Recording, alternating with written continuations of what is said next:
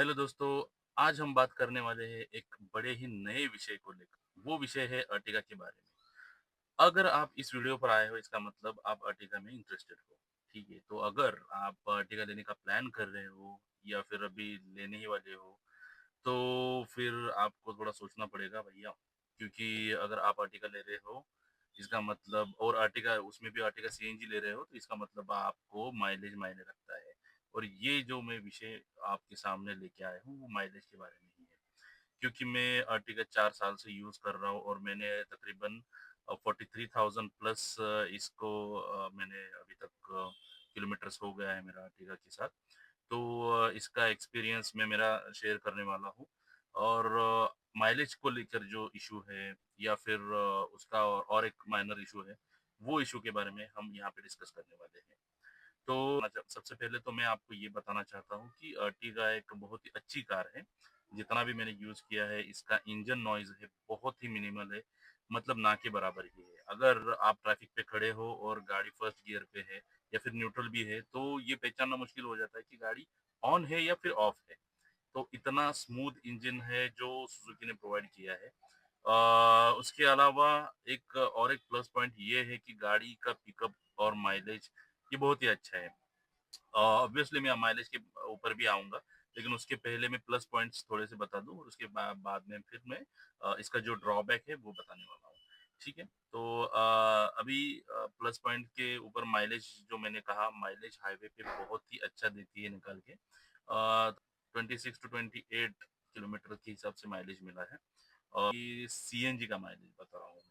और अगर पेट्रोल का माइलेज बताऊँ तो पेट्रोल का माइलेज भी ऐसे ही है, 18-19 तक मिल ही जाता है। ऑन हाईवे की बात कर रहा हूँ मैं। एंड सिटी में तो ये 14 तक गिर जाता है, तो इतना खास एवरेज इसका है ही नहीं सिटी के अंदर। ठीक है, रियल वर्ल्ड माइलेज की बात कर रहा हूँ मैं। तो ये माइलेज की बात हुई। उसके बाद मैंने नॉइज़ का आपको बता दिया, नॉइज़ बिल्कुल भी नहीं है। इसका हाइट भी अच्छा है, अगर कोई भी कच्चा रोड भी हो तो उसके ऊपर भी अच्छे से वो परफॉर्मेंस दे देती है गाड़ी। इसका पावर जैसे कि आपने देखा कि आपको पता है कि 1.5 लीटर का इसके अंदर पेट्रोल इंजन है और सीएनजी कंपैटिबल। तो भाई इसका पावर भी बहुत ही अच्छा है, क्योंकि वो सेगमेंट में वो गाड़ी जाती है। तो 1.5 लीटर वाले सेगमेंट में तो अच्छा ही पावर है, उसका बीएचपी भी बहुत ही अच्छा है। इसके अलावा अगर मैं बात करूँ तो फीचर्स के बारे में, फीचर्स तो इतने ज़्यादा अच्छे हैं नहीं इसके अंदर। देखो, फीचर्स का क्या इशू है कि बस एक आपको टेप मिल जाएगा, जो रेडियो है वो मिल जाएगा बेसिक सा, और बाकी तो ऐसा कुछ है नहीं। एसी कूलिंग के बारे में बात करूँ तो एसी कूलिंग थोड़ा-सा धूप के अंदर, अगर ये गाड़ी बहुत ज़्यादा देर तक खड़ी रहती है, तो धूप में आपको बहुत ही कम एसी कूलिंग देगा। थोड़ा एसी गाड़ी कूलिंग होने के लिए थोड़ा टाइम ले लेगा, जैसे कि 15 से 20 मिनट तक ले लेगा टाइम, लेकिन हाँ, बाद में कूलिंग हो जाता है। अब जैसे आप देख सकते हो कि रियर वेंट पे भी है ना, एसी वहाँ पे दिया हुआ है, तो रियर पैसेंजर्स के लिए भी एसी अच्छे से काम करता है। तो कूलिंग का कोई ऐसा इशू नहीं एज़ सच। जैसे कि नाइट में भी अगर आप जाओगे तो वैसे भी उसका कोई ज़्यादा फ़र्क नहीं पड़ता है, एकदम 5 मिनट के अंदर गाड़ी पूरा फुल हो जाती है। तो एसी का यहाँ रहा। और हाँ, इसके लिए एक्चुअली आपका मेंटेनेंस गाड़ी का रहना ज़रूरी है। आप अगर गाड़ी अच्छे से मेंटेन करोगे, proper servicing time to time करोगे, तो आपको वो मिल जाएगा, अच्छा परफॉर्मेंस वो गाड़ी निकाल के दे देगी। इसके अलावा आपको अगर मैं ड्रॉबैक्स बताऊँ, तो सबसे पहला ड्रॉबैक तो ये है भैया कि अगर आप कहीं जा रहे हो, कहीं भी गए हो, पार्किंग में आपकी गाड़ी खड़ी है, लेकिन आपको पता है कि इंडिया में सिविक सेंस की कितनी ज़्यादा कमी है। अगर साइड में कोई गाड़ी दूसरी खड़ी है और उसमें से कोई पैसेंजर उतर रहा है या फिर कोई भी उतर रहा है, इवन तो ड्राइवर भी उतर रहा है, तो उनका ध्यान नहीं रहता। तो वो फट से ऐसे दरवाज़ा ओपन कर देते तो अपने गाड़ी में लग जाती है। और अपने गाड़ी में मतलब मारुति की कोई भी गाड़ी हो, उसमें अगर थोड़ी-सी लग गई, तो भैया डेंट तो आना पक्का है। तो छोटा-मोटा डेंट तो आपको मिलेगा ही। तो ऐसे मेरे कार में भी छोटे-छोटे बहुत सारे डेंट हुए हैं। अगर कोई भी आप में से अर्टिगा यूज़ कर रहा है तो मुझे कमेंट में बताओ कि आपकी कार में भी यही इश्यू आपने फेस किया है क्या? अगर आप मारुति यूज़ कर रहे हो। मुझे लगता है कि मारुति के अलावा अगर मैंने कोई दूसरी टाटा की गाड़ी ली होती, टाटा तो छोड़ ही दो भाई, बेस्ट ही है बिल्ड क्वालिटी के बारे में। टाटा की गाड़ी ली होती या फिर और कोई टोयोटा की रहती, टोयोटा के अलावा हुंडई भी रहती, तो भी इतना मुझे प्रॉब्लम नहीं होता। लेकिन मारुति में भाई ये तो प्रॉब्लम है, और ये प्रॉब्लम ऐसा प्रॉब्लम है कि इसको हम इजीली सॉल्व नहीं कर सकते, क्योंकि कहीं भी जाएंगे तो हमें गाड़ी को पार्किंग में खड़ा ही करना पड़ेगा, और खड़े जहाँ पे भी गाड़ी रहेगी उसके अगल बगल जो गाड़ियां हैं जो पहले से ही पार्क्ड है या फिर बाद में आके पार्क होने वाली है, तो उनका भरोसा तो अपन नहीं कर सकते हम, गारंटी किसी कोई भी नहीं दे सकता। तो ये बहुत ही बड़ा ड्रॉबैक है भैया, क्योंकि यहाँ वहाँ जहाँ पे देखो ना, तो दरवाजे के जो थोड़ा सा डेंट का जो निशान है आपको मिल ही जाएंगे। अगर बाकी कोई भी अर्टिगा अपन रोड पे देखो, आप रोड पे कोई भी अर्टिगा देखो, वो अर्टिगा के अंदर भी यही इशू आएगा, यही आपको बाहर से ही दिखाई देगा कि छोटा मोटा डेंट उसमें रहेगा ही। जो है ना, ये जो दिख रहा है यहाँ पे थोड़ा सा ये भी है। इसके अलावा ऊपर भी देखो, ये डोर वाले जो डेंट बोला था मैंने, ये यहाँ पे है देखो, यहाँ पे इस एरिया में अगर आप देख सकते हो तो आपको दिख रहा होगा कि डेंट कितने सारे हैं यहाँ पे, डोर की वजह से किसी और ने गलती से डोर खोला, गलत तरीके से डोर खोला, इसके लिए अपनी गाड़ी में डेंट। तो ऐसा अगर दूसरी गाड़ी रहती है तो नहीं आता था। देखिए यहाँ पे डेंट दिख रहा है ये वाला, ठीक है, तो यही डेंट की मैं बात कर रहा हूँ।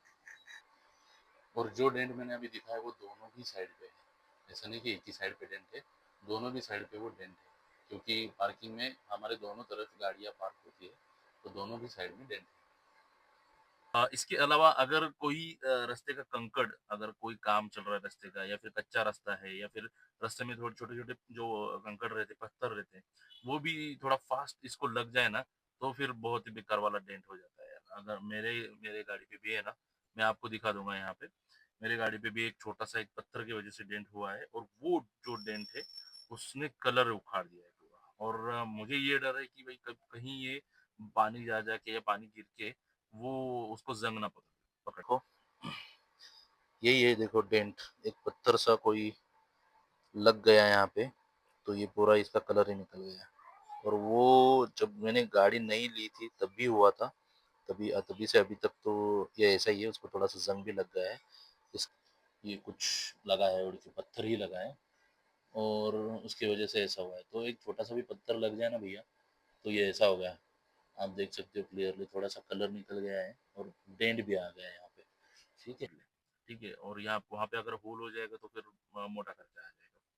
तो आपको पता है कि जैसे कि छोटा सा भी काम करना पड़े तो पूरा पैनल का काम करना पड़ता है, डेंट और पेंट के जो भी काम है वो पूरा पैनल का ही काम करना पड़ता है। छोटा सा भी डेंट पड़ा है, छोटा सा कलर निकल गया, हाँ, कलर निकल गया तो कलर का हो भी जाता है, लेकिन डेंट अगर होगा तो डेंट के लिए पूरा पैनल का ही काम कराना पड़ता है, तो वो मोटा खर्चा हो जाएगा। ठीक है, तो ये हुआ first drawback. And second drawback सबसे बड़ा वाला ये है कि आप अगर गाड़ी ले रहे हो अर्टिगा, तो जरूर माइलेज के लिए ही ले रहे हो, क्योंकि अगर सेफ्टी आपको ज्यादा मायने रखती तो आप मारुति के पास नहीं जाते थे। हाँ, सेफ्टी इसका ज्यादा है नहीं मारुति का, बिल्ड क्वालिटी तो आपको ये भी पता है। तो अगर आप माइलेज के लिए ले रहे हो और आप सीएनजी ले रहे हो स्पेशली, तो सीएनजी के अंदर देखो अर्टिगा का ये इशू है कि पता नहीं ये समर में हो रहा है या किसी किसी और सीजन में हो रहा है, लेकिन सिटी में क्लेम करती है कंपनी की माइलेज मिल जाएगा आपको 24 तक, और ऑन हाईवे मिल जाएगा 26 तक। तो ऐसा कुछ भी नहीं है, सिटी में मुझे सिर्फ और सिर्फ 10 का ही माइलेज दे रही है। अब मुझे ये लग रहा था कि शायद ये प्रॉब्लम मेरे ही साथ है, मेरे ही गाड़ी के साथ ये प्रॉब्लम हो रहा है, लेकिन फिर मैंने मेरे दोस्त को कॉल किया जिसकी टाटा नेक्सॉन है, उसके साथ भी वही इशू हो रहा है।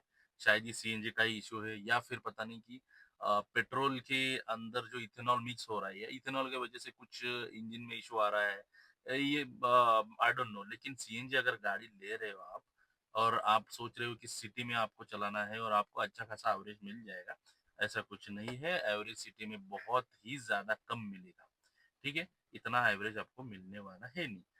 मेरी टीगा होते हुए भी मुझे सिर्फ और सिर्फ 10 का ही एवरेज दे रही है। मैंने और एक रील देखी थी, उसमें और एक वीडियो देखा था, उसमें भी एक ड्राइवर भाई अपने और वो बोल रहे थे कि भाई मेरे आर्टिगा के अंदर एक इशू हो रहा है, सीएनजी को लेकर इशू हो रहा है, माइलेज बहुत ही ड्रॉप डाउन हो गया है। वो बोल रहे थे कि शायद ये जो समर का जो सीजन है, ये धूप की वजह से हो रहा है, माइलेज डाउन। तो उन्होंने भी कहीं अपने दोस्तों को पूछा, तो दोस्तों के साथ भी यही इशू है, ये उनको समझ में आया बाद में। तो वो वीडियो देख के ही मुझे समझ में आया कि क्यों ना मैं भी एक वीडियो बनाऊं, क्योंकि मेरे साथ भी तो यही दिक्कत हो रही है। और जो भाई अपने सोच रहे हैं कि मेरा रनिंग सिटी के अंदर ज़्यादा है, उसके लिए भी मैं सीएनजी ले लूँ, ना भाई ना, ऐसा नहीं हो सकता है। आपको सीएनजी में बहुत ही कम एवरेज मिलने वाला है। ठीक है? बाय बाय द डे मैं तो डेली रूटीन में ये गाड़ी यूज़ कर रहा हूँ। ऑफ़िस में आने-जाने के लिए गाड़ी यूज़ करता हूँ ये। मैंने भी यही सोचा था कि सीएनजी में एवरेज मुझे अच्छा मिलेगा, लेकिन नहीं मिल रहा है। ठीक है? और दूसरी बात ये है इस गाड़ी की कि आपको हाईवे पे मिल जाएगा एवरेज, लेकिन अगर आप 80 के आपका आरपीएम एकदम सही से जा रहा है, प्रॉपर एकदम सही तरीके से आप गाड़ी चला रहे हो, 80 के अंदर ही गाड़ी चला रहे हो, एक कंटिन्यूअस जो स्पीड होता है वही स्पीड से गाड़ी चला रहे हो, तो फिर आपको अच्छा खासा एवरेज मिल जाएगा। अदरवाइज फिर आपको इतना अच्छा खासा एवरेज नहीं मिलने वाला है। ठीक है? तो ये सबसे बड़ा जो है मुझे ड्रॉबैक लगा अर्टिगा के बारे में, क्योंकि देखो कि भाई अर्टिगा अगर ले रहा है कोई इंसान, तो उसको माइलेज चाहिए, उसको परफॉर्मेंस भी चाहिए। देखो परफॉर्मेंस के बारे में तो मैं बोल चुका हूँ कि परफॉर्मेंस बहुत ही अच्छा है इस गाड़ी का, आपको उसके बारे में फिक्र करने की जरूरत नहीं है, क्योंकि मैंने फुल्ली लोडेड गाड़ी जो है वो ऊटी का जो पहाड़ है ना, आपको अगर पता होगा मैसूर से ऊटी जाते हो, तो वो जंगल क्रॉस करके आप वो पहाड़ चढ़ते हो, वो पूरा पहाड़ एकदम आराम से गाड़ी चढ़ी है, अपना खंडाला लोनावाला वाला जो पहाड़ है, वो जो घाट सेक्शन है पूरा आराम से चलती है। और मैंने आज तक बहुत ज्यादा गाड़ी ऐसे रास्ते पे देखी है कि उनका हीट का इशू हो रहा है, वो हीट हो गया, और हीट होने के कारण उन्होंने बोनेट खोल के वहां पे रास्ते के साइड में लगा के खड़े हैं कूल डाउन करने के लिए। तो ऐसा इशू तो अर्टिगा के अंदर कभी मुझे महसूस नहीं हुआ, मैंने कभी भी आज तक ऐसा बोनेट खोल के मैं रास्ते के साइड में खड़ा हूँ, ये कभी भी नहीं हुआ। ठीक है? फैमिली के बारे में बात करो तो फैमिली बहुत ही ज्यादा कंफर्टेबल पीछे साइड में बैठ जाती है। यस, वैसे तो टोयोटा रोमियन भी है अर्टिगा के कंपैरिजन में, मतलब वो सेम ही गाड़ी है, अर्टिगा बोलो या टोयोटा रोमियन बोलो, तो वो भी सेम ही गाड़ी है, एक ही प्लेटफॉर्म पर बनी हुई है गाड़ियाँ। बाकी इंजन सेम है, बॉडी सेम है, सारा कुछ सेम है। फीचर वाइज अगर एक आधा कुछ इक्का दुक्का फर्क होगा तो होगा, अदरवाइज बाकी कुछ उसमें डिफरेंस है नहीं। यहाँ पे देखो मैं एक बात बताना चाहता हूँ कि लॉन्ग रूट पे कोई भी जा रहा है इंसान, और जो भी इंसान बीच में बैठा हुआ है ना, मिडल रो में, जो मिडल वाली सीट जो है ना उसके ऊपर बैठा हुआ है, उसको इतना ज्यादा कंफर्ट नहीं होगा। क्यों? क्योंकि जो पीछे से एकदम सीधी है, एकदम स्ट्रेट है वो, एंड जो उसका कुशनिंग भी है ना, बीच में थोड़ा सा एकदम हार्ड है, मतलब ज्यादा हार्ड नहीं लेकिन थोड़ा सा हार्ड है, तो एज कम्पेयर टू जो बाकी के पैसेंजर्स है, उनके मुकाबले जो बीच में बैठने वाला इंसान है थोड़ा सा उसको दिक्कत होने वाली है। अगर वो कंटिन्यूअसली बीच में बैठा रहा है, या फिर कंटिन्यूअसली बहुत ज़्यादा देर तक कोई ट्रैवल कर रहा है बीच में बैठ के, तो थोड़ा इश्यू होगा। ठीक है? तो इतना भी ज़्यादा कम्फर्ट इस गाड़ी में है नहीं। वो सीट के लिए मैं बीच की मिडल रो की बात कर रहा हूँ, मिडल रो के मिडल सीट की बात कर रहा हूँ। और पीछे तो ऑब्वियसली जैसे मैंने कहा कि 2 एडल्ट्स 5 3 5 4 के बैठ सकते हैं। इतना उनको दिक्कत नहीं होगा। जस्ट लेग रूम थोड़ा-सा कम रहेगा, लेकिन उतना दिक्कत नहीं रहेगा। एसी की हवा भी वहाँ तक बहुत ही अच्छे से कूलिंग हो जाता है, क्योंकि ये ऊपर ही एसी है, तो वहाँ तक अच्छे से कूलिंग हो जाएगा, उसका भी कोई दिक्कत नहीं आने वाला। थर्ड रो में इतनी ज़्यादा हालाँकि जगह है नहीं, वहाँ पे सिर्फ़ बच्चे आराम से बैठ सकते हैं, लेकिन थोड़े जो मिड साइज़ मिड लेवल में जो जिनकी हाइट मीडियम है, जैसे कि 5'2", 5'3", तो वो लोग बैठ सकते हैं, वो भी आराम से बैठ सकते हैं, उसका इतना कोई इश्यू नहीं होगा। मुझे लगता है कि मैंने बहुत सारा कुछ अभी तक कवर कर लिया है, लेकिन अगर आपको और कुछ चाहिए कवर करना है, तो आप मुझे बता सकते हो, आप कमेंट करके बता सकते हो कि क्या आपके पास अर्टिगा है? क्या आप अर्टिगा लेने के प्लान कर रहे हो? और अगर उसके बारे में कोई भी क्वेश्चन हो, तो मैं अपना जो है एक्सपीरियंस आपके साथ शेयर करूँगा। अगला वीडियो बनाऊँगा आपके क्वेश्चंस के ऊपर कि आपको क्या जानना है अर्टिगा के बारे में, जितना मैंने चलाया है, उतने में आपको क्या लगता है कि आपको क्या जानना ज़रूरी है अगर आप अर्टिगा परचेज़ कर रहे हो? अर्टिगा, चाहे फिर आप सीएनजी में ले रहे हो या पेट्रोल में ले रहे हो। क्या आपकी राय है, पेट्रोल पे कैसा परफॉर्मेंस है इसका? पेट्रोल में और सीएनजी में अगर कन्वर्ट होती है गाड़ी तो लैग करती है क्या सीएनजी में कन्वर्ट होने के बाद? ये सारे क्वेश्चन अगर कुछ है तो आपको मैं ज़रूर बताऊँगा। लेकिन उसके लिए आप कमेंट करो, फॉलो करो एंड सब्सक्राइब तो ज़रूर करना है भैया, ताकि मैं आपके लिए ऐसे बहुत सारे वीडियोज़ लेके आऊँ। और रियली आपने यहाँ तक वीडियो देखा है उसके लिए तहे दिल से आपको धन्यवाद कहना चाहता हूँ। Thank you so much.